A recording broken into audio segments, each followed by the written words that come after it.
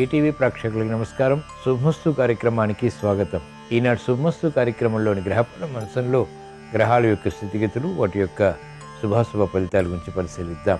అలాగే రోజు ద్వాదశ రాశుల వారికి అదృష్ట సంఖ్య, అదృష్ట వర్ణం, ప్రతికూల గ్రహాల దోష నివృత్తిగా ఎటువంటి పరిహారాలు పాటించాలి అనేటువంటి విషయాలు తెలుసుకుందాం. ఈరోజు జయవారం లేదా మంగళవారం, కుజుడి యొక్క పరిపాలన పూర్తిగా ఉంటుంది. అలాగే మరో ప్రత్యేకత దత్త జయంతి. దీని విశిష్టత, ప్రాధాన్యత గురించి, పాటించవలసినటువంటి విధి విధానాల గురించి శ్రీరస్తోంసలో తెలుసుకుందాం. ముందుగా నేటి పంచాంగ వివరాలు. శ్రీ శోభకృతి నామ సంవత్సరం, దక్షిణాయనం, హేమంత ఋతువు, మార్గశిర మాసం.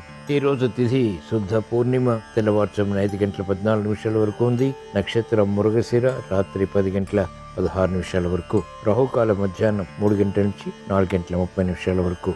ఇప్పుడు గ్రహాల యొక్క స్థితిగతులు పరిశీలిద్దాం. బృహస్పతి సంచారం మేషక్షేత్రంలో వక్రస్థితి, కేతు సంచారం కన్యాక్షేత్రంలో, కుజ శుక్రుల సంచారం వృశ్చిక క్షేత్రంలో, కుజుడికి స్వక్షేత్ర స్థితి, రవి బుధుల సంచారం ధనుస్సు క్షేత్రంలో, రవికి మిత్రక్షేత్రం, బుధుడికి శత్రుక్షేత్రం, శని సంచారం కుంభక్షేత్రంలో సుక్షేత్ర స్థితి, రాహు సంచారం మీనక్షేత్రంలో. ఇది ఈ రోజు ఉన్నటువంటి గ్రహస్థితి. దీని ఆధారంగా ద్వాదశ రాశుల వారికి ఏర్పడేటువంటి శుభాశుభ ఫలితాలు గోచారపరంగా సూచనప్రాయంగా తెలుసుకుందాం. ముందుగా మేషరాశి.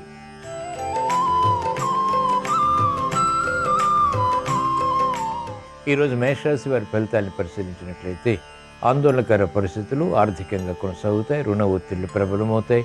చేపట్టినటువంటి కార్యకలాపాలు ఆందోళనకి దారితీస్తాయి. వ్యయం ఉన్నప్పటికీ ఆదాయం కూడా సమాంతరంగా పెంపొందింప చేసుకోగలుగుతారు. బాధ్యతలు పెరిగినప్పటికీ మంచి నిర్వహణ ద్వారా వాటిని పూర్తి చేసి విజయాలు కూడా సాధించగలుగుతారు. అనిశ్చిత పరిస్థితులు మహిళలకు ఉన్నప్పటికీ ఎదుర్కోగలుగుతారు. కుటుంబ వ్యవహారాల్లో అకారణ కలహాలు చోటు చేసుకునేటువంటి సంఘటనలు ఉంటాయి. విద్యార్థులకి విద్యాపరమైనటువంటి విషయాల్లో ఉత్తీర్ణత ఉంటుంది. కాలయాపన ద్వారా ఏర్పడినటువంటి సమస్యలు న్యాయవాద వృత్తి వారికి జటిలమవుతాయి. ఆశించినటువంటి కార్యక్రమ నిర్వహణ వైద్య వృత్తి వారు కొనసాగించగలుగుతారు. వ్యవసాయ రంగం వారికి అభివృద్ధి కొనసాగుతుంది. మెరుగైనటువంటి అవకాశాలు సాఫ్ట్వేర్ రంగం వారు పొందగలుగుతారు. ప్రయాణాల విషయంలో మహిళలు జాగ్రత్తలు పాటించాలి. విలువైన వస్తువు విషయాల్లో కూడా జాగ్రత్తలు తప్పనిసరి. దత్త జయంతి సందర్భంగా ఈరోజు మేషరాశి వారు శ్రీ దత్తాత్రేయుని తులసి దళాలతో భక్తి శ్రద్ధలతో పూజించి పులిహోర నైవేద్యంగా నివేదించడం ద్వారా ఆర్థిక విషయాలు అనుకూలిస్తాయి. మానసిక క్లేశాలు కనుమరుగవుతాయి. మానసిక ప్రశాంతత పెరుగుతుంది. ఈరోజు మేషరాశి వారి అదృష్ట సంఖ్య 9. ఈరోజు మేషరాశి వారి అదృష్ట వర్ణం ఎరుపు.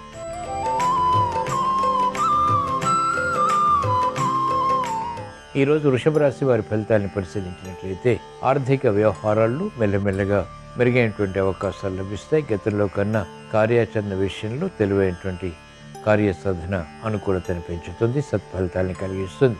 మంచి విజయాలు విద్యార్థులకు ఉపకరిస్తాయి. సినీ రంగం వారికి అత్యంత అనుకూల పరిస్థితులు ఉంటాయి. నష్టద్రవ్య ప్రాప్తికే చేసేటువంటి ప్రయత్నాలు వ్యాపార రంగం వారికి లాభిస్తాయి. మహిళలకు మంచి అవకాశాలు వృత్తి, వ్యాపార, ఉద్యోగ సంబంధిత కార్యకలాపాల్లో పొందగలుగుతారు. సాఫ్ట్వేర్ రంగం వారికి అత్యంత అనుకూలం. ప్రయోజనకర కార్యక్రమ నిర్వహణ రాజకీయ రంగం వారికి రాణిస్తుంది. ఆశించినటువంటి ప్రయోజనాలు వైద్య వృత్తి వారు పూర్తి చేయగలుగుతారు. చేపట్టినటువంటి కార్యకలాపాలు వ్యవసాయ రంగం వారికి కలిసి వస్తాయి. ఆదాయాన్ని పెంపొందింపచేస్తాయి.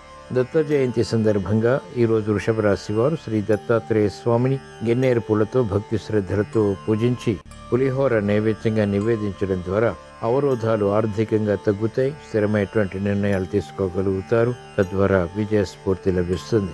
ఈరోజు వృషభ రాశి వారి అదృష్ట సంఖ్య 5. ఈరోజు వృషభ రాశి వారి అదృష్ట వర్ణం ఆకుపచ్చ.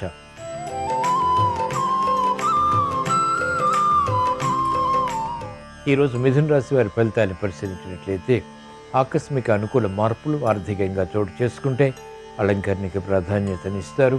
మిత్రుల ద్వారా లబ్ధి చేకూరుతుంది. శుభవార్తలు వింటారు.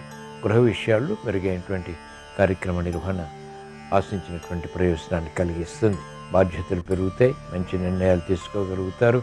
ఆదాయాన్ని పెంపొందింప చేసుకునేటువంటి మార్గాలు సులభతరమవుతాయి. వ్యాపార రంగం వారికి అత్యంత అనుకూలం. మహిళలకు అత్యంత ప్రయోజనకర కార్యక్రమ నిర్వహణ ద్వారా పేరు ప్రఖ్యాతులు సాధించగలుగుతారు. విద్యార్థులకి సమయస్ఫూర్తితో కూడినటువంటి నిర్ణయాల ద్వారా విజయాలు ప్రాప్తిస్తాయి. సానుకూల పరిస్థితులు సాఫ్ట్వేర్ రంగం వారికి ఉంటాయి. అభివృద్ధి కార్యక్రమాలు వైద్య వృత్తి వారికి కొనసాగుతాయి. వ్యవసాయ రంగం వారికి ఆదాయం పెరుగుతుంది. చేపట్టినటువంటి కార్యకలాపాలు న్యాయవాద వృత్తి వారికి కలిసి వస్తాయి. దత్త జయంతి సందర్భంగా ఈరోజు మిథున రాశి వారు శ్రీ దత్తాత్రేయుని గులాబీలతో భక్తి శ్రద్ధలతో పూజించి చక్కెర పొంగలి నైవేద్యంగా నివేదించడం ద్వారా వేగవంతమైనటువంటి విజయాలు ప్రాప్తిస్తాయి. ఆధ్యాత్మిక చింతన పెరుగుతుంది. మంచి నిర్ణయాలు తీసుకోగలుగుతారు. ఈరోజు మిథున రాశి వారి అదృష్ట సంఖ్య 3. ఈరోజు మిథున రాశి వారి అదృష్ట వర్ణం పసుపు.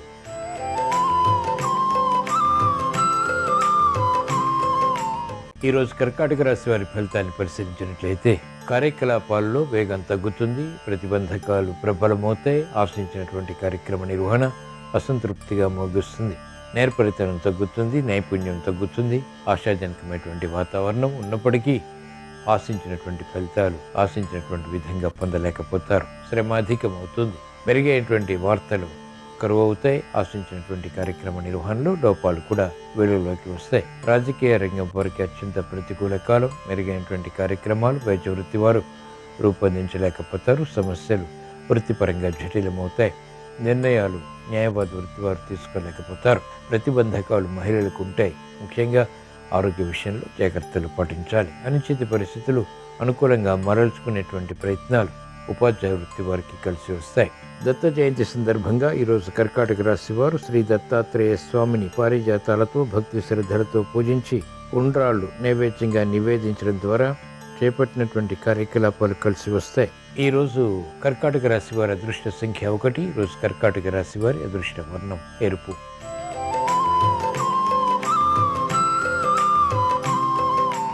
ఈరోజు సింహరాశి వారి ఫలితాలను పరిశీలించినట్లయితే ఆకస్మిక విజయాలు ఆర్థికంగా కొనసాగుతాయి. సంబంధ బాంధవ్యాలు మెరుగవుతాయి. కార్యక్రమ నిర్వహణలో నేర్పరితనం పెరుగుతుంది. చేపట్టినటువంటి కార్యకలాపాల్లో ఆశించినటువంటి ప్రయోజనాలు అనుకున్నటువంటి విధంగా పొందగలుగుతారు. వ్యాపార విజయాలు వ్యాపార రంగం వారిని వరిస్తాయి. నిగూఢ విషయాల ద్వారా శాస్త్రజ్ఞులకి అనుకూలత పెరుగుతుంది. విద్యార్థులకి సూక్ష్మత పెరుగుతుంది. ప్రతిబంధకాలు న్యాయవాద వృత్తి వారికి తగ్గుతాయి. వైద్య వృత్తి వారికి ఉన్నతి లభిస్తుంది. కార్యకలాపాల్లో వేగం ఉపాధ్యాయ వృత్తి వారు కొనసాగించగలుగుతారు. ఆర్థిక లాభం ఆరోగ్య రక్షణ మహిళలకు ఆనందానికి దారితీస్తాయి. కుటుంబ వ్యవహారాల్లో సఖ్యత పెరుగుతుంది. శుభవార్తలు వింటారు. ఇంపైనటువంటి కార్యక్రమ నిర్వహణ తద్వారా నైపుణ్యంతో కూడినటువంటి కార్యాచరణ కలిసి వస్తుంది. దత్త జయంతి సందర్భంగా ఈరోజు సింహరాశి వారు శ్రీ దత్తాత్రేయ స్వామిని మల్లెలతో భక్తి శ్రద్ధలతో పూజించి లడ్డూలు నైవేద్యంగా నివేదించడం ద్వారా శుభవార్తలు వింటారు. ఈరోజు సింహరాశి వారి అదృష్ట సంఖ్య 9. ఈరోజు సింహరాశి వారి అదృష్ట వర్ణం ఎరుపు.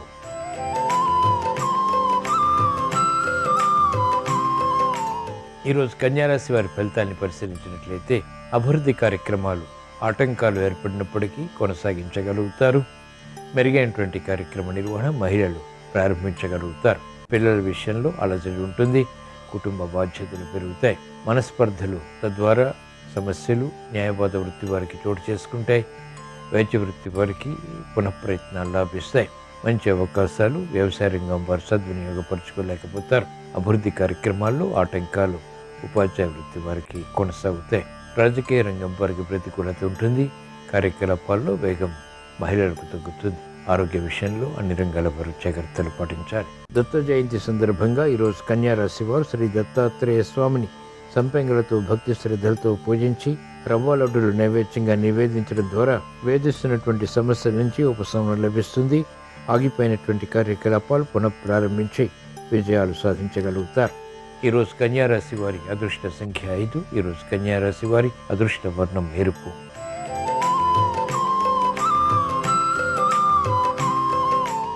ఈరోజు తులారాశి వారి ఫలితాన్ని పరిశీలించినట్లయితే అలంకరణకి ప్రాధాన్యతనిస్తారు.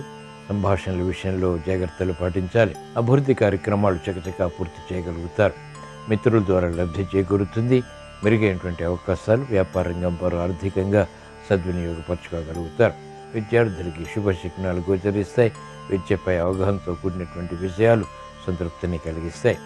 న్యాయవాద వృత్తి వారికి కీలక బాధ్యతల ద్వారా వృత్తిలో అభివృద్ధి సాధించేటువంటి శక్తి సామర్థ్యాలు లభిస్తాయి. వైద్య వృత్తి వారికి పోటీ పెరుగుతుంది. అయినప్పటికీ తట్టుకుని ఎదుర్కొని విజయాలు పొందగలుగుతారు. ప్రాముఖ్యతతో కూడినటువంటి ప్రయోగాలు శాస్త్రజ్ఞులకి లాభిస్తాయి. కార్యక్రమ నిర్వహణలో నైపుణ్యం ఉపాధ్యాయ వృత్తి వారికి పెరుగుతుంది. క్రీడారంగం వారికి అత్యంత అనుకూలం. దత్త జయంతి సందర్భంగా ఈరోజు తులారాశి వారు శ్రీ దత్తాత్రేయ స్వామిని చామంతులతో భక్తి శ్రద్ధలతో పూజించి కొబ్బరి అన్నం నైవేద్యంగా నివేదించడం ద్వారా ఆర్థిక విజయాలు సాధించగలుగుతారు. సంబంధ బాంధవ్యాలు మెరుగవుతాయి. చేపట్టినటువంటి కార్యకలాపాలు కలిసి వస్తాయి. ఈరోజు తులారాశి వారి అదృష్ట సంఖ్య 2. ఈరోజు తులారాశి వారి అదృష్ట వర్ణం తెలుపు.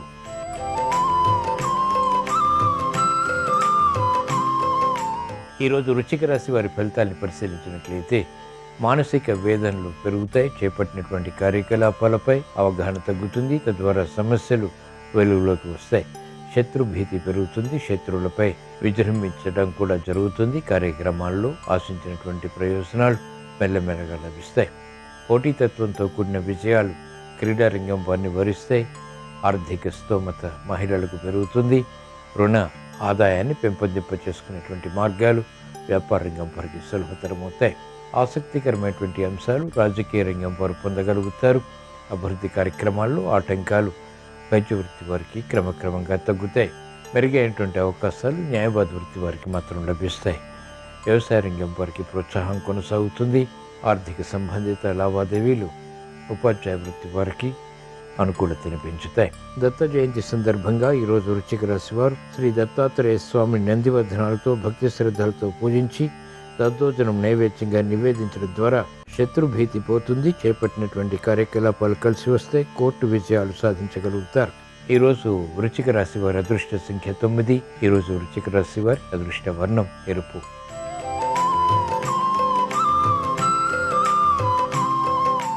ఈరోజు ధనుస్సు రాశి వారి ఫలితాన్ని పరిశీలించినట్లయితే మానసిక క్లేశాలు కనుమరుగవుతాయి. చేపట్టినటువంటి కార్యకలాపాలు వేగవంతంగా కలిసి వస్తాయి.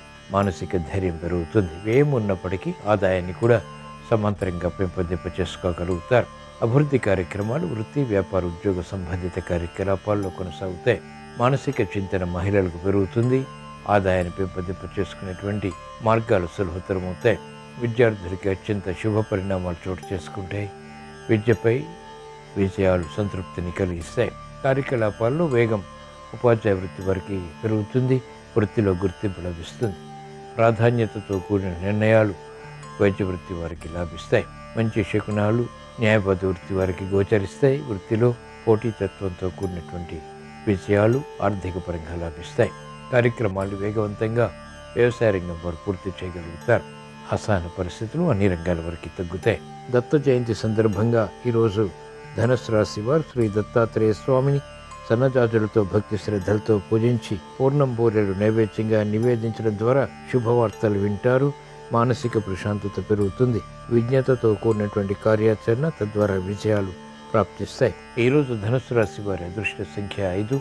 ఈరోజు ధనుస్సు రాశి వారి అదృష్ట వర్ణం తెలుపు.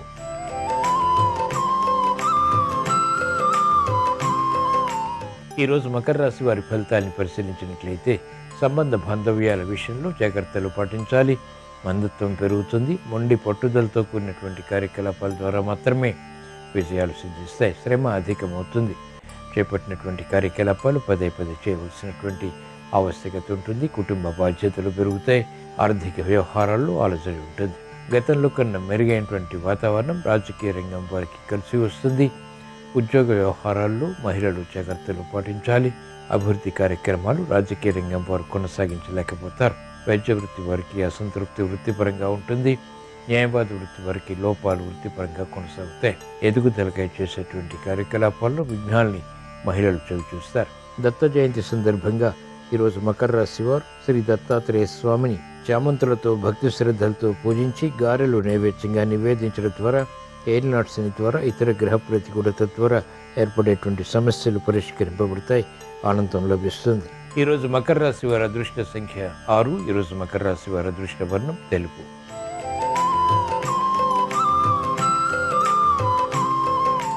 ఈరోజు కుంభరాశి వారి ఫలితాన్ని పరిశీలించినట్లయితే ఆర్థిక వ్యవహారాల్లో అలజడి ఉంటుంది. చేపట్టినటువంటి కార్యకలాపాలు పదే పదే చేయవలసినటువంటి ఆవశ్యకత ఉంటుంది. పెట్టుబడుల విషయంలో ఆందోళన ఉంటుంది. కార్యకలాపాలు సజావుగా పూర్తి చేయలేకపోతారు. సందేహాలు ప్రబలమవుతాయి. కుటుంబ వ్యవహారాల్లో కీచులాటలుంటాయి. కార్యక్రమాన్ని వేగవంతంగా పూర్తి చేయాలనేటువంటి తపన ఉన్నప్పటికీ సహాయ సహకారాలు లోపిస్తాయి. వైద్య వృత్తి వారికి ప్రతికూలత ఉంటుంది. న్యాయవాద వృత్తి వారికి మెరుగైనటువంటి అవకాశాలు సాధించలేకపోతారు. క్రమశిక్షణ విద్యార్థులకి తగ్గుతుంది. ఆశాజనకమైనటువంటి వాతావరణం ఆర్థికంగా ఉపాధ్యాయ వృత్తి వారు కొనసాగించలేకపోతారు. ప్రత్యర్థులు బలపడతారు, పోటీ పెరుగుతుంది. అన్ని రంగాల వారికి అభివృద్ధి కార్యక్రమాల్లో ఆటంకాలు ప్రారంభమవుతాయి. దత్త జయంతి సందర్భంగా ఈరోజు కుంభరాశి వారు శ్రీ దత్తాత్రేయ స్వామిని ఎర్ర గులాబీలతో భక్తి శ్రద్ధలతో పూజించి పులిహోర నైవేద్యంగా నివేదించడం ద్వారా వేధిస్తున్నటువంటి సమస్యల నుంచి ఉపశమనం లభిస్తుంది. కఠిన నిర్ణయాలు తద్వారా విజయాలు ప్రాప్తిస్తాయి. ఈరోజు కుంభరాశి వారి అదృష్ట సంఖ్య 1. ఈరోజు కుంభరాశి వారి అదృష్ట వర్ణం ఎరుపు.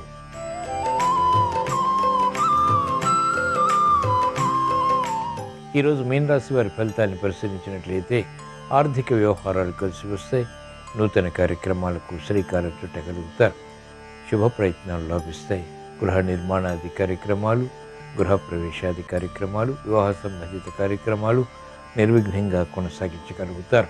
అభివృద్ధి ఆర్థికంగా వ్యాపారంగం వారికి కొనసాగుతుంది. మానసిక వేదనలు మహిళలకు తగ్గుతాయి. నిరుత్సాహ పరిస్థితుల నుంచి ఉపశమనం విద్యార్థులకి లభిస్తుంది.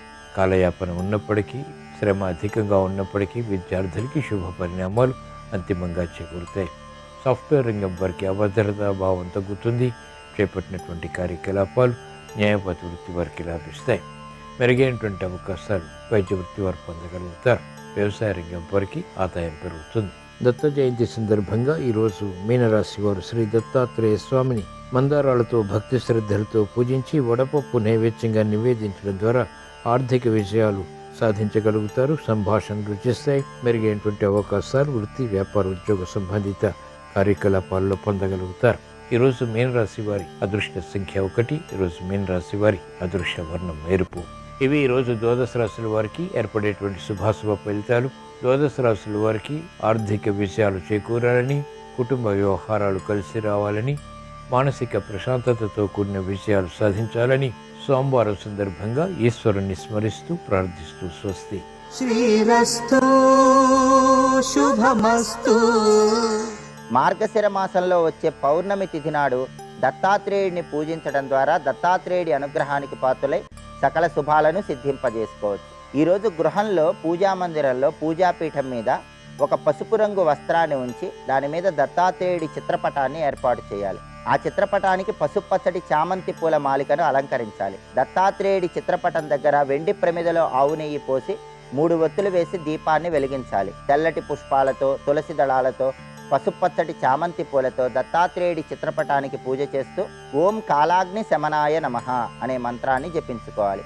పూజ పూర్తయిన తర్వాత కర్పూర హారతి ఇచ్చి దత్తాత్రేయుడికి చక్కెర పొంగలి, రవ్వ లడ్డు, అరటిపండు వీటిలో ఏదైనా నివేదనగా సమర్పించాలి. దత్తాత్రేయుడికి గుగ్గిలం పొగతో ధూపం వేయాలి. అలాగే దత్తాత్రేయుడి పూజ పూర్తయిన తర్వాత దగ్గరలో ఉన్నటువంటి మేడి చెట్టు దగ్గరకు వెళ్ళాలి. మేడి చెట్టును ఔదుంబర వృక్షం అనే పేరుతో పిలుస్తారు. ఇది సాక్షాత్తు దత్తాత్రేయ స్వరూపం. కాబట్టి మేడి చెట్టు దగ్గర పసుపు, కుంకుమ వేసి మేడి చెట్టు మొదట్లో నీళ్లు పోసి మేడి చెట్టుకి పసుపు రంగులో ఉన్నటువంటి దారాన్ని చుట్టి మేడి చెట్టు దగ్గర దీపాన్ని వెలిగించి మేడి చెట్టు చుట్టూ ప్రదక్షిణలు చేస్తూ శ్రీదత్త శరణం మమ అనే మంత్రాన్ని జపించుకోవాలి. అలాగే దత్త జయంతి సందర్భంగా ఈరోజు దత్తాత్రేయుడిని జాజి పూలతో పూజించినట్లయితే ఉద్యోగపరంగా మంచి పురోభివృద్ధి ఏర్పడుతుంది. ఎర్ర గులాబీ పూలతో దత్తాత్రేయుడిని పూజించినట్లయితే ఐశ్వర్య ప్రాప్తిని సిద్ధింపజేసుకోవచ్చు. చామంతి పూలతో దత్తాత్రేయుడిని పూజిస్తే వివాహ ప్రయత్నాలు విజయవంతమవుతాయి. గన్నేరు పూలతో దత్తాత్రేయుడిని పూజించడం ద్వారా సాహిత్య రంగంలో మంచి పురోభివృద్ధి ఏర్పడుతుంది. మేధాశక్తిని పెంపొందింపజేసుకోవచ్చు.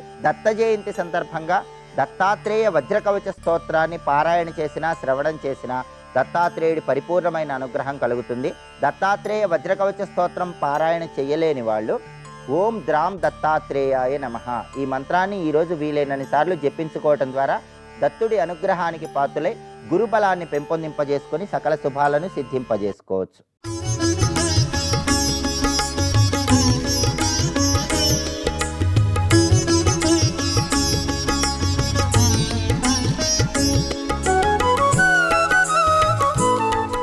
శుభమస్తు కార్యక్రమంలో గృహబలం అంశానికి స్వాగతం.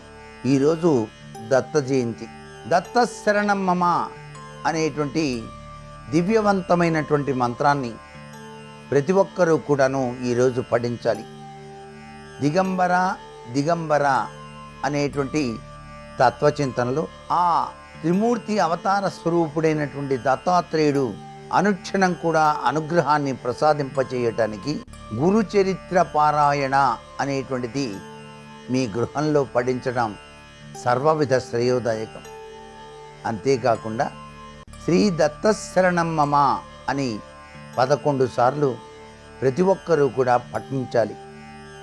ఔదంబర వృక్షం చెంతకు వెళ్ళి ఇంటి యజమాని అక్కడ 21 ప్రదక్షిణాలు చేసి ఆ చెట్టు చుట్టూతా కూడాను అక్కడ ఉన్న దత్త పాదుకల వద్ద ఆవు నేతితో కానీ నువ్వుల నూనెతో కానీ దీపారాధన చేసి శనగలతో చేసినటువంటి పదార్థములను నైవేద్యంగా సమర్పించి 10 మందికి కనుక పంచినట్లయితే దత్తదేవుని యొక్క దివ్యవంతమైన అనుగ్రహ కరుణా కటాక్ష వీక్షణాలు మీ ఇంటిలోని ప్రతి ఒక్కరిపైన ప్రసరింపజేస్తారు ఆ దత్తప్రభు.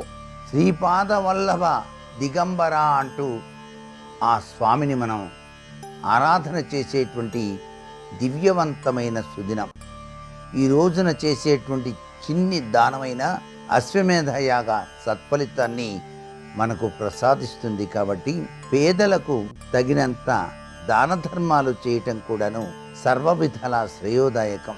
వివిధ సమస్యలతో కొట్టుమిట్టాడేటువంటి వారు ఈరోజు దత్తాత్రేయ చరిత్రను లేక గురు చరిత్రను పఠించటం వలన దత్తప్రభువు యొక్క దివ్యవంతమైన అనుగ్రహ కరుణా కటాక్ష వీక్షణాలకు పాత్రులై తమ జీవితాన్ని సుసంపన్నం చేసుకుంటారన్నమాట.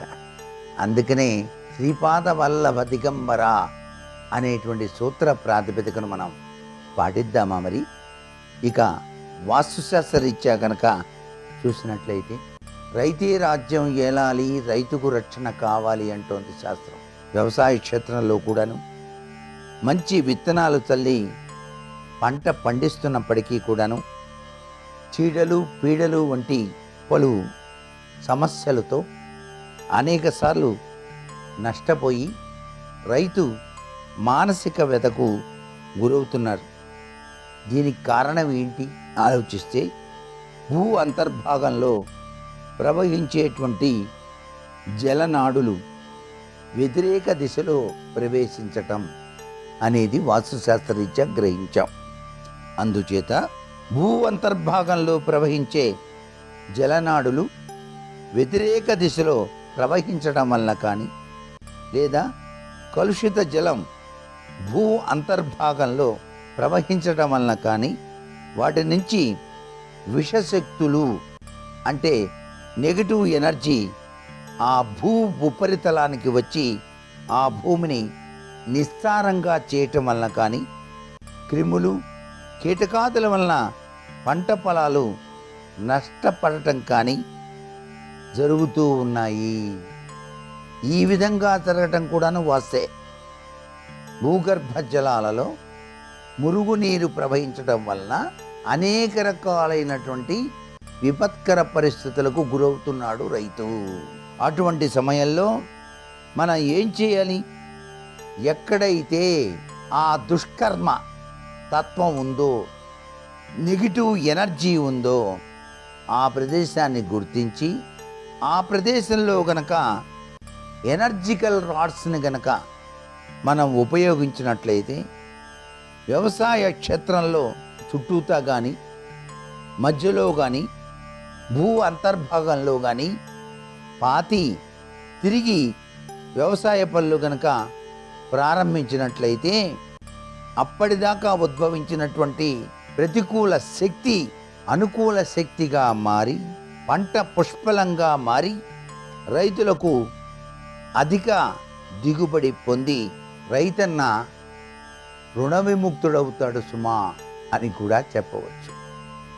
రైతులు రుణ విముక్తులు కావటానికి, పంటలు సస్యశ్యామలంగా పండటానికి వాస్తుశాస్త్రరీత్యా పాటించవలసిన గొప్ప నియమం ఇది. అలాగే మీ భూమిలో ఈశాన్య మూల లోతైన కొద్ది గుంటను త్రవ్వి ఆ గుంటలో పసుపు గుప్పెడు వేసి ఓం శ్రీ ధనంజయ నమః అనే మంత్రాన్ని చదువుతూ మట్టితో ఆ గుంటను పూడ్చి మీరు వ్యవసాయ పనులు ప్రారంభించండి, మీకు పంటలు బాగా పండుతాయి. అక్కడ పొలంలో ఉండేటువంటి ప్రతికూల శక్తి తొలగిపోయి అనుకూల శక్తులు వచ్చి తీరుతాయి అంటోంది శాస్త్రం. ఇది దైవ చింతన, శాస్త్రీయతతో కూడినటువంటి విధి విధానం. దీన్ని పాటించి రైతులు తమ పంటలను సస్యశ్యామలవంతం చేసుకోవటానికి ఆస్కారం ఎక్కువగా ఉంటుంది అని చెప్పేసి గృహబల రీత్యా ప్రతి ఒక్కరూ పాటించాల్సిన నియమం ఇది. అలాగే భూ అంతర్భాగంలో ప్రవాహ నీటి వల్ల కానీ, అంతర్భాగంలో భూమి పగుళ్ళ వల్ల కానీ, గతంలో ఆ ప్రదేశంలో ఏవైనా శ్మశాన వాటికలు, అగ్ని సంబంధమైన ఇటుక బట్టీలు ఇవి గనక ఉన్నట్లయితే, అలాగే పురాతనమైనటువంటి బావులు పూడ్చబడి దానిపై నుండి కప్పబడిన మట్టి పైన రహదారులు, రైల్వే ట్రాకులు నిర్మాణం జరిగినప్పుడు తరచూ ప్రమాదాలు జరిగి భారీ నష్టం వాటిల్లుతోంది.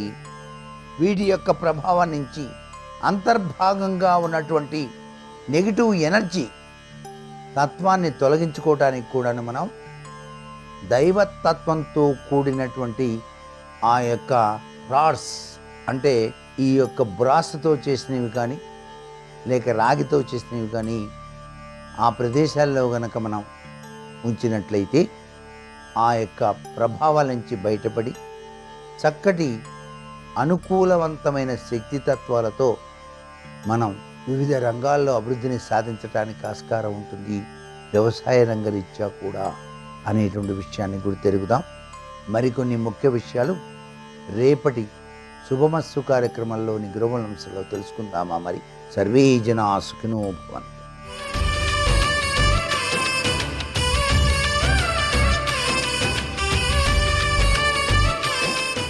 శుభోదయం. శుభమస్తు కార్యక్రమంలో ఆనందయోగం అనే అంశానికి స్వాగతం. రాముడు, కృష్ణుడు, వెంకటేశ్వరుడు, గణపతి, కుమారస్వామి, దుర్గా, ఎంతో దేవతలు, ఎంతో సంఖ్యలో దేవతలు, 33 కోట్ల దేవతల పేర్లు అన్నీ అనేకం ఉండగా ఒక దేవతను ఉపాసన చేసినట్లయితే ఆనందం లభిస్తుంది అంటుంది శాస్త్రం. ఆ దేవత దత్తాత్రేయుడు. ఆ దేవతను స్మరిస్తే చాలు సమస్త అభీష్టాలు నెరవేరుతాయి అని కూడా సంప్రదాయం వివరిస్తుంది. ఆ సంప్రదాయమే దత్త సంప్రదాయం. దత్తాత్రేయుడు స్మరణ చేత ఆనందాన్ని అందించేటటువంటి దైవం.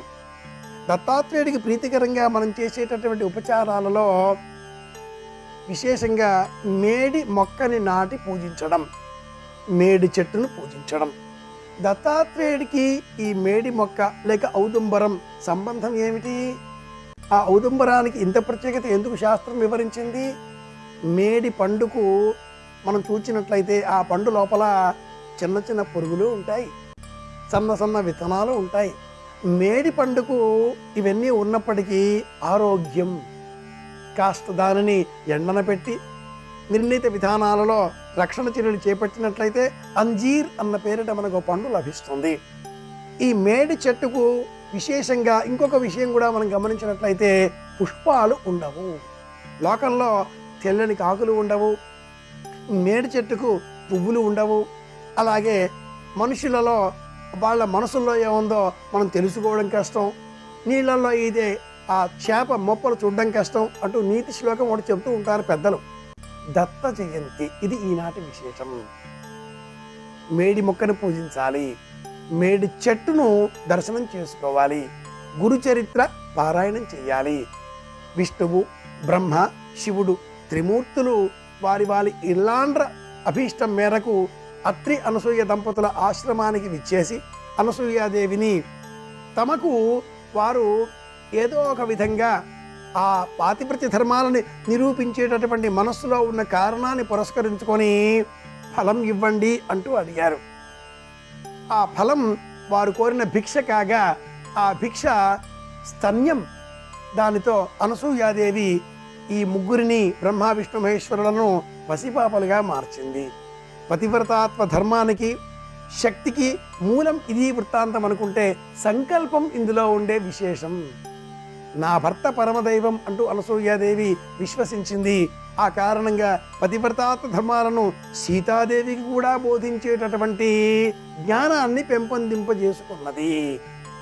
ఇల్లు, ఇల్లాలు, భర్త, పిల్లలు, అత్త, మామ, తల్లి, తండ్రి, చుట్టాలు, బంధువులు, ఇలా ఏ గృహిణి తనది అనే ఒక లోకాన్ని నిర్మించుకుంటుందో ఆ గృహిణికి అపారమైన శక్తి వచ్చి చేరుతుంది అని మనకు ధర్మవ్యాధోపాఖ్యానం కూడా వివరిస్తుంది.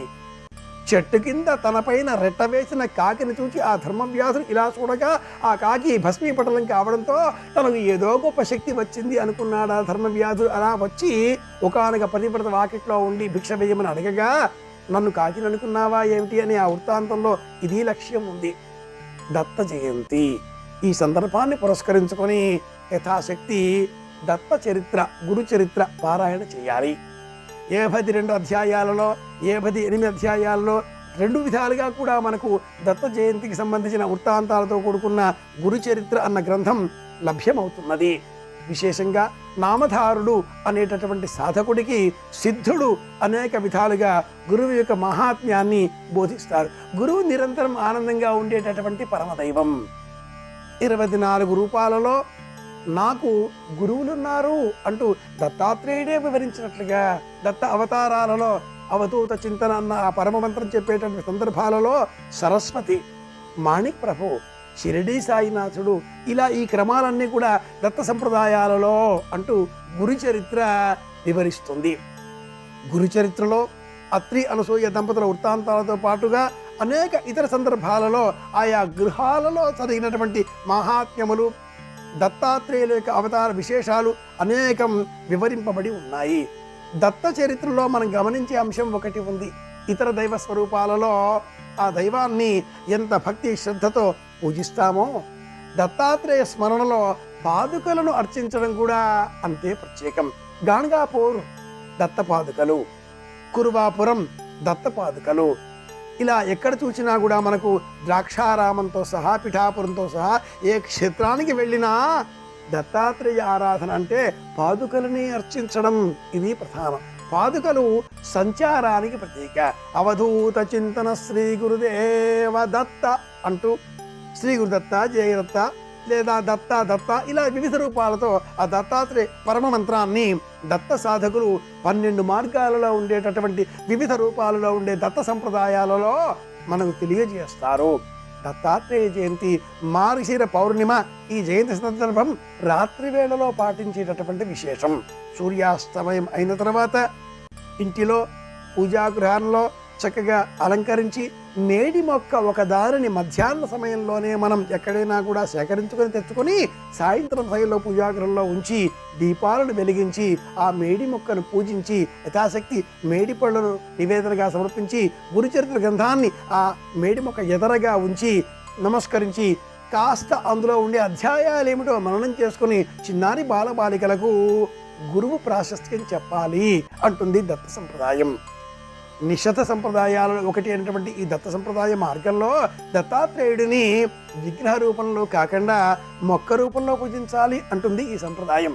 బ్రహ్మ, విష్ణువు, మహేశ్వరుడు అనే ముగ్గురికి ప్రతీకాత్మకంగా 3 శిరస్సులతో చేతిలో త్రిశూలం పుచ్చుకొని ఒక చేతిలో కమండలం పుచ్చుకొని 4 జాగిలములు వేదముల వలె వెంటాడి ఉండగా దత్తాత్రేయ దర్శనం మనం చేసుకోవచ్చును. ఆ దత్తాత్రేయుడు సదా ఆనంద స్వరూపుడు.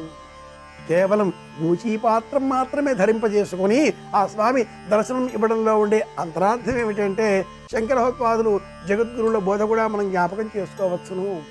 ఏమిటా బోధ అంటే కౌపీనవంత ఖలు భాగ్యవంత, మన వెంట వచ్చేది ఏమీ లేదు అనే జ్ఞానాన్ని మహాజ్ఞాని అయిన దత్తాత్రేయుల వారు మనకు ఇలా బోధిస్తారు. ఇంటిలో కుటుంబంలో వివిధములైన బాధ్యతలు నిర్వహిస్తూ ఉంటూ కూడా ఈ బాధ్యతలన్నీ కూడా దేహానికి సంబంధించినవి. దేహి వేరు, దేహంలో ఉన్నటువంటి ఆత్మ వేరు. ఈ ఆత్మశక్తిని ఉద్దీపనం చేసుకునే నిమిత్తమే పాటించే పరిహారాలు, పరిష్కార మార్గాలు, వ్రతాలు, నియమాలు, పూజలు, వివిధ పద్ధతులు, వీటి ద్వారా ఆత్మకు కలిగేటటువంటిది ఆనందం అవుతున్నది. మనస్సుకు కలిగేది శరీరానికి కలిగేది, ఆత్మకు కలిగేది అంటూ 3 వివిధ దశలు ఉండగా, శరీరమునకు కలిగేది సుఖం, ఆత్మకు కలిగేది ఆనందం, మధ్యలో బుద్ధి రూపంలో ఉండే మనసుకు కలిగేది సంతోషం. సుఖం, సంతోషం, ఆనందం అనే ఈ మూడింటిని కూడా మనం పరిశీలన చేసినట్లయితే ఆనంద యోగం పొందాలి అంటే దత్తాత్రేయోపాసన చేయాలి. దత్తాత్రేయ స్మరణ మాత్ర సంతుష్టాయ కనుక ఆ స్వామిని తలుచుకుందాం. అవధూత చింతన శ్రీ గురుదేవ దత్త, దత్త దత్త, శ్రీ గురుదత్త, జయ గురుదత్త, దత్త దత్త. ఇది దత్తాత్రేయ మంత్రాలలో పరమమైనటువంటి మంత్రం. మంత్రాన్ని మరొక మారు మననం చేసుకుంటే శ్రీ గురుదత్త, జయ గురుదత్త, దత్త దత్త. దత్తుడిగా ఇవ్వబడ్డ మహానుభావుడు త్రిమూర్తుల చేత అత్రి అనసూయలకు తనను తాముగా ఆ 3 కూడా మార్చుకుని ఒక రూపంగా మార్చిన పరమదైవం. అంతవరకు శివ సంబంధంగా ఉండే అర్చనలు, విష్ణు సంబంధంగా ఉండే అర్చనలు, జ్ఞాన మార్గంలో బ్రహ్మకు సంబంధించిన అర్చనలు, ఇలా భిన్న భిన్న రూపాలలో ఉండి పరస్పరం వారిలో వారు కలహించుకునే, ద్వేషించే, యుద్ధం చేసి అసూయతో పోట్లాడేటటువంటి సందర్భాలు ఉన్న నేపథ్యంలో ఒకవైపున నాయనార్లు, మరొకవైపున అళవార్లు, వీళ్ళంతా కూడా మా దైవం గొప్ప అంటే మా దైవం గొప్ప అంటూ యుద్ధాలు చేస్తున్న తరుణంలో త్రిమూర్త్యాత్మకంగా, త్రిశక్త్యాత్మకంగా, ఒకే రూపంగా లోకమంతటికీ కూడా క్షేమం కలగాలి అనే ఉద్దేశంతో సంప్రదాయవాదం అందించిన పరమదైవ స్వరూపం దత్తాత్రేయ స్వరూపం కనుక దత్తాత్రేయుడిని పూజించినట్లయితే క్షేమం కలుగుతుంది. ఈ సందర్భాన్ని పురస్కరించుకొని మార్గశీర్ష పౌర్ణిమ దత్త జయంతి ప్రదోష సమయంలో గురు చరిత్ర ఈ గ్రంథాన్ని అధ్యయనం చేసే ప్రయత్నం చేద్దాం. అందరి క్షేమాన్ని కోరుదాం. మొక్కల పెంపకాన్ని చేపడదాం. మళ్ళీ రేపు కలుసుకుందాం. శుభమస్తు.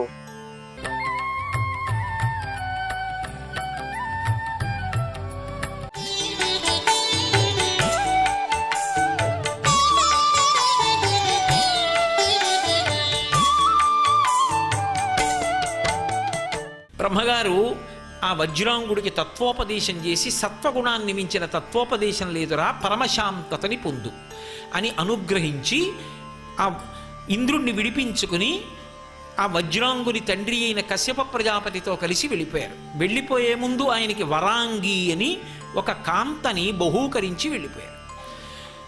ఆయన పరమ ప్రశాంతత పొందాడు. రాక్షసుడే, కానీ ఎప్పుడైతే బ్రహ్మతత్వం అర్థమైందో తనలో తాను రమిస్తూ పరమ ప్రశాంతంగా బ్రతికి ఎవ్వరి జోలికి వెళ్ళడం మానేశాడు.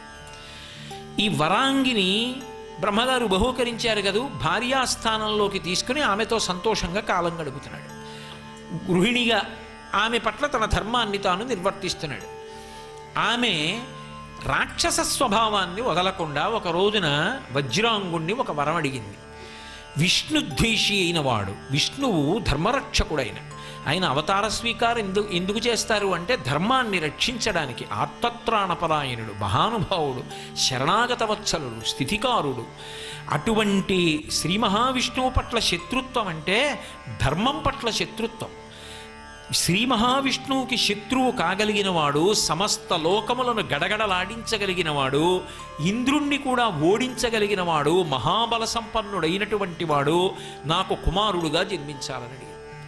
చాలా బాధపడ్డాడు వజ్రాంగుడు. నాకు బ్రహ్మగారు తత్వోపదేశం చేస్తే ప్రశాంతంగా జీవనం చేస్తున్నా, నా భార్య ఇంత అన్యాయమైన కోరిక కోరింది, నా కర్తవ్యం నేను చేస్తానని వెళ్ళి మళ్ళీ బ్రహ్మగారి గురించి తపస్సు చేశాడు.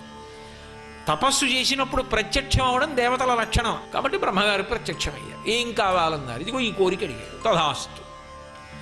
అలాగే పుడతాడు. తారకాసురుడు పుట్టాడు.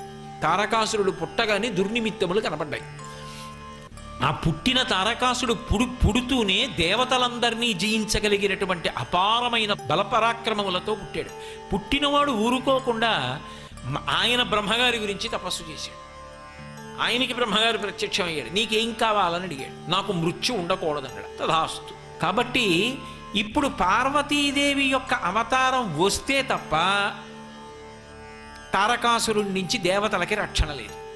ఆయన దేవతల్ని, ఋషుల్ని విశేషంగా బాధ పెడుతున్నాడు, ధర్మానికి ఇబ్బంది కల్పిస్తున్నాడు. కాబట్టి ఇప్పుడు వీళ్ళందరూ కూడా అమ్మవారిని ప్రార్థన చేశారు. అమ్మవారిని ప్రార్థన చేస్తే ఆవిడ ఒక మాట అంది, నేను తప్పకుండా అవతార స్వీకారం చేస్తాను, మళ్ళీ ఒకరికి కుమార్తెగా వస్తాను. ఎవరికి కుమార్తెగా పుడతాను అంటే మేనకాదేవికి కుమార్తెగా వస్తాను. ఎందుకని అంటే నేను సతీదేవిగా దాక్షాయిణిగా ఉండగా శంకరుడితో కలిసి హిమవత్పర్వత ప్రాంత సానువుల యందు తిరుగుతున్నప్పుడు ఆమె నన్ను కుమార్తెగా పొందాలి అని కోరుకుంది. మనసులో త్రికరణ శుద్ధిగా నన్ను కుమార్తెగా పొందాలని కోరుకున్నది కనుక నేను ఆమెకి కుమార్తెగా వెడతాను. కానీ నన్ను కుమార్తెగా పొందడానికి ఆమె 27 సంవత్సరముల పాటు అష్టమి నాడు ఉపవాసం చేసి నవమి నాడు సువాసిని పూజ చెయ్యాలి. అష్టమి ఉపవాసం, నవమి సువాసిని పూజ అంత శక్తివంతాలు. నవమి నాడేమి ఎప్పుడు సువాసిని పూజ చేసినా అంత శక్తివంతం. సువాసిని పూజ అని నేను అన్నప్పుడు కేవలం ఒక సువాసిని తీసుకొచ్చి కూర్చోపెట్టి అమ్మవారి నామాలతో పూజ చేయడం కాదు. సువాసిని నామాలని చెప్పి ఒక కల్పం ఉంది. ఆ కల్పం ప్రకారం అయితే ఏమిటంటే ఆమె పౌత్రులను చూసినదయ్యి ఉండాలి. పౌత్రులను చూడడం అంటే కొడుకు పుట్టి ఉండాలి, మనవణ్ణి ఎత్తినదయ్యి ఉండాలి. పౌత్రుణ్ణి చూడడం అంటే కూతురు వైపు మనవడగాడు, కొడుకు వైపు మనవడయ్యి ఉండాలి. కొడుకు వైపు నుంచి మనవణ్ణి చూసినదై, ఆమె పతిని అనుగమించేదై, పరమ భక్తి కలిగినదై, ఇంటికొచ్చినటువంటి వాళ్ళందరికీ అన్నం పెట్టేటటువంటి లక్షణం కలిగినదై, అన్నదాన రత అంటారు. మూర్తీభవించినటువంటి లక్ష్మీ స్వరూపంలా శోభాయమానురాలై, ఎప్పుడూ భర్తగారి యొక్క గౌరవాన్ని మనసులో తలుచుకునేదై, భర్త ధర్మమునందు నిలబడడానికి ఆమె ఇతోధికంగా ఉపకారము చెయ్యగలిగినటువంటి సౌశీల్యయై, ఇవన్నీ నామాలుగా వస్తాయి. ఇవే నామాలు చెప్తారు సువాసిని పూజలో. ఇప్పుడు నేను చెప్తున్న లక్షణాలు ఏ ఉన్నాయో ఇవే సువాసినికి నామములు. గురుభక్తి రతయై, గురుభక్తి అంటే తన భర్తయే ఆమెకి గురువు. 2, తన భర్తకి ఉపదేశం చేసిన గురువుగారు ఉంటే ఆ గురువుగారు తనకి గురువుగారు, అంతే. ఇంకా గురువుగారి చరణార విందముల యందు అపారమైనటువంటి భక్తి కలిగినదై, ఈ లక్షణములు కలిగినటువంటి సువాసినికి పూజ చేస్తే అది స్వయంగా పరదేవతకే చేసినట్టు, అది అమ్మవారికే అందుతుంది. దాన్ని అమ్మవారే పుచ్చుకుంటుంది. అలా 27 సంవత్సరములు సువాసిని పూజ చేస్తే, అష్టమి నాడు ఉపవాసం చేసి నవమి నాడు చేస్తే, ఆ పుణ్యాన్ని అడ్డుపెట్టి నేను ఆమెకి కుమార్తెగా వస్తాను, ఆమె చేత ఈ కల్పన చేయించండి. ఇప్పుడు ఆ తల్లి మేనకాదేవి పార్వతీదేవిని కుమార్తెగా పొందాలి. అసలు మేనకాదేవికి ఆ కోరిక ఎందుకు పుట్టాలి? సతీదేవిగా ఆమె హిమవత్పర్వత ప్రాంతంలో తిరుగుతున్నప్పుడు ఎందరో చూశారు ఆవిడ్ని. ఈవిడికి ఒక్కదానికే ఈమె నా కుమార్తె అయితే బాగుండు, ఇంత గొప్పగా ఉందే ఈ పిల్లకి పెళ్లి చేస్తే, ఈమెకి కన్యాదానం చేస్తే, ఈ పిల్ల ఇంట్లో తిరుగుతుంటే, ఈ పిల్లకి పాలు బువ్వ పెడితే, ఆమెని చిన్న పిల్లగా ఊహించుకుని ఈ పిల్ల నా ఇంట తిరిగితే అన్న కోరిక అసలు మేనకాదేవికి ఎందుకు పుట్టాలి అంటే దీని వెనక ఒక గొప్ప రహస్యం ఉంది. ఇది అమ్మవారికి తెలుసు. అమ్మవారికి తెలియనిది ఏముంటుందంటే ఆమె సర్వజ్ఞ, అసలు నాటకం నడిపేదే ఆవిడ. అందుకే ఆవిడ మేనకాదేవికి కుమార్తెగా వస్తాను, తగిన పుణ్యాన్ని కట్టబెట్టడానికి 27 సంవత్సరములు సువాసిని పూజ చేయించబడడానికి కారణం ఏమిటి అంటే, ఒకానొకప్పుడు శ్రీ మహావిష్ణువు యొక్క సభ జరుగుతోంది ఆయన యొక్క లోకంలో. ఒక్కొక్క సభకి ఒక్కొక్క నియమం ఉంటుంది. సభలో ప్రవేశించడానికి ఒక అర్హత ఉంటుంది. సభలోకి వచ్చినవాడు సభానియమం తెలిసిన్నవాడై ఉండాలి, అంతేకాని సభలోకి వచ్చి సభానియమం పాటించకపోతే మిగిలిన వాళ్ళకి ఇబ్బంది కలుగుతుంది. అందుకని ప్రతి సభలోకి వెళ్ళాలి అంటే దానికి సంబంధించినటువంటి నియమము తెలిసిన్నవాడై ఉండాలి. మీకు నేను ఒక ఉదాహరణ చెప్పాలి అంటే, సంగీతం జరుగుతోంది అనుకోండి, ఆ సభలోకి వెళ్ళిన వాళ్ళు స్థాణువులు ఇలా ఉండకూడదు, ఇలా అంటుండాలి. ఇలా అంటున్నారనుకోండి, విపంచాగాయంతి వివిధమపదానం పశుపతే. అమ్మవారు కూడాట ఇలా తల ఊపుతూ వింటుందిట. సంగీతం వినేటప్పుడు ఇలా అంటూ వినాలి.